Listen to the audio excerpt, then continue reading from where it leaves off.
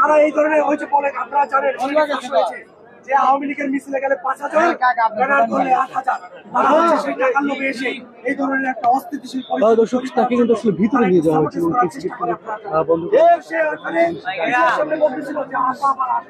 দর্শককে দেখানোর চেষ্টা করছি ইকমা 24 লাইভের মাধ্যমে। দেখতে পাচ্ছেন একজন আওয়ামী লীগ কর্মীকে ইতিমধ্যে আওয়ামী লীগের যে কেন্দ্রীয় কার্যালয়ের সামনে থেকে আটক করা হয়েছে এবং তাকে কিন্তু ভিতরে ইতিমধ্যে রাখা হয়েছে এবং হেফাজতে রাখা হয়েছে, সেটাই কিন্তু আপনাদেরকে দেখানোর চেষ্টা করছি। দর্শক আপনারা জানেন যে আজকে আওয়ামী লীগের যে কার্যক্রম নিষিদ্ধ আওয়ামী লীগের যে লকডাউন কর্মসূচি ঘিরে সারা বাংলাদেশে যে তন্ত্র উত্তেজনা, সেই উত্তেজনার মধ্যে দিয়েই কিন্তু আওয়ামী লীগের কার্যালয়ের সামনে একজন আওয়ামী লীগ কর্মী কিন্তু ইতিমধ্যে এসেছিলেন এবং তখনই কিন্তু ছাত্র জনতার হাতে কিন্তু তাকে আটক করা হয় এবং ভিতরে কিন্তু তাকে আটক করে নেওয়া হয়েছে এবং সেখানে কিন্তু তাকে হেফাজতে রাখা হয়েছে। দর্শক কিছুক্ষণ পরেই হয়তো আইন শৃঙ্খলা বাহিনীর হাতে তুলে দেওয়া হবে এবং এই মুহূর্তে দেখানোর চেষ্টা করছি।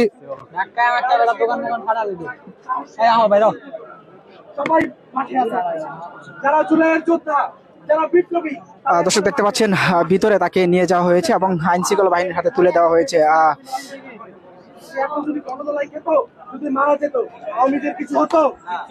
হতো না, তারা এই ধরনের সাপোর্ট করে একটা দেশকে। দর্শক দেখতে পাচ্ছেন ভিতরে কিন্তু আওয়ামী লীগ কর্মীকে নিয়ে যাওয়া হয়েছে এবং সেখানে কিন্তু তাকে আটক করা হয়েছে। কিছুক্ষণ আগেই কিন্তু মূলত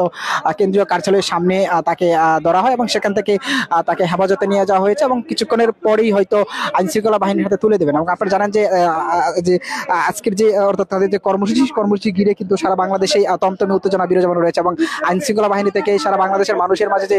তমতমে উত্তেজনা সেটা কিন্তু এখনো বিরাজমান রয়েছে। তারই ধারাবাহিকতা আমরা দেখতে পেয়েছি যে এখন পর্যন্ত কিন্তু কোনো জায়গায় আওয়ামী লীগের যে কর্মী তাদেরকে দেখা যায়নি। তবে ইতিমধ্যে কিছুক্ষণ আগে কিন্তু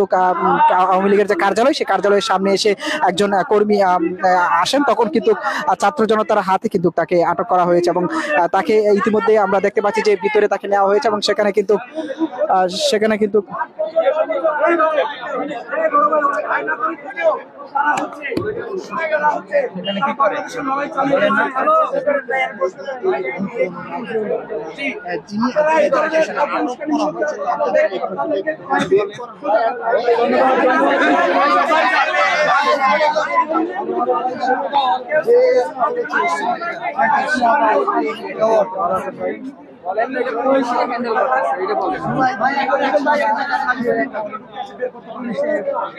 দর্শক আমরা দেখতে পাচ্ছি একজন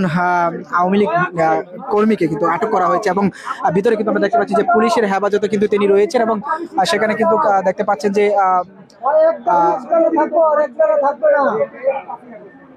তাদেরকে কিন্তু পুলিশের হেফাজতে কিন্তু রাখা হয়েছে এবং তাদেরকে আসলে আর একটা বেশি নাই হয়ে গেছে আওয়ামী লীগ করার কারণে, আওয়ামী লীগ বলার কারণে। দর্শক দেখানোর চেষ্টা করছি ইকমা 24 লাইভের মাধ্যমে। সঙ্গে আছে আমি শাহিনুর আলম। আপনারা দেখতে পাচ্ছেন যে আওয়ামী লীগের যে কার্যালয়, সেই কার্যালয়ের সামনে